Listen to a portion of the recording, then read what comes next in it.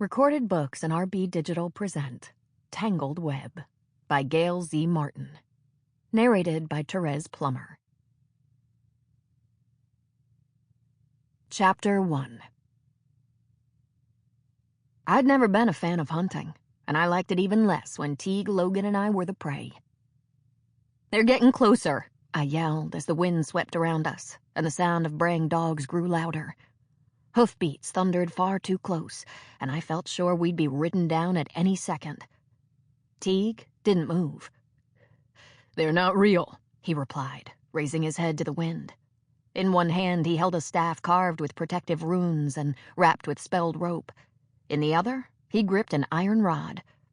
I could see the tension in the twitch of a muscle in his jaw, and I knew Teag better than to think he'd take a reckless chance. But as the pounding of horse hooves and the wild barking of dogs closed in on us, my heart thudded like our days were numbered. "They can't do anything if we stay inside the salt ring." Teag knew I knew that. This wasn't our first rodeo, or our first spectral hunt. But this manifestation sounded big and real, and the circle of salt that enclosed us seemed like flimsy protection, although I knew how powerful it was in the spirit world.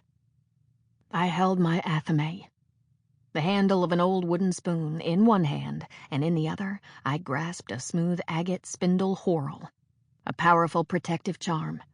A shake of the dog collar that wound around my left wrist, and a spectral dog appeared beside me, the ghost of Bo, my old golden retriever. Bo must not have liked the barking hounds, since he lowered his head, bared his teeth, and bristled. "Here they come," Teag murmured.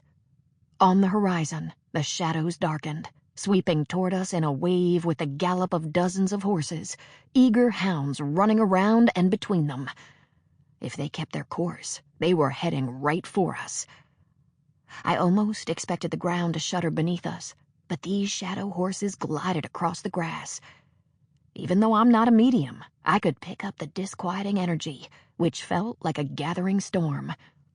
A horn blew, rallying the hunters. I thought about the old stories I'd heard of the Norse gods leading an eternal, infernal hunt with red-eyed horses and demon dogs. While I didn't see a glint of hellfire in the eyes of these ghostly horses, I had no desire to get a good look up close. The cloud loomed like black roiling smoke, and sometimes the darkness took the shape of horses, and other times of dogs, before vanishing into the inky mass. The hunters bore down on us, and the wind picked up, gusting hard. And when it howled past, it swept away the ring of salt that... Sample complete. Ready to continue?